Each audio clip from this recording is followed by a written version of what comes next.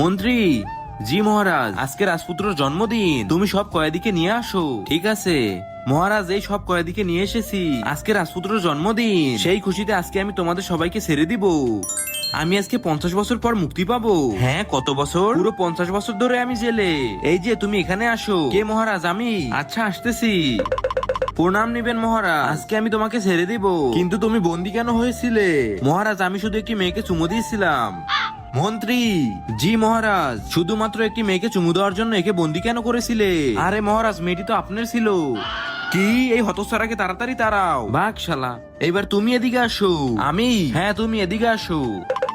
প্রণাম নিবেন মহারাজ, কি কারণে বন্দী হয়েছিলে? আমি একটি মহিলাকে আই লাভ ইউ বলেছিলাম, তো একজনকে ভালো লাগতেই পারে, তাকে ভালোবাসা প্রকাশ করেছো, তাতে কি এমন ক্ষতি হয়েছে? মন্ত্রী, জি মহারাজ, এই ছেলে একটি মেয়েকে আই লাভ ইউ বলেছে, সেই জন্য বন্দী করা লাগে। মহারাজ, আসলে মেয়েটি কে ছিল জানেন? মেয়েটি রানীমা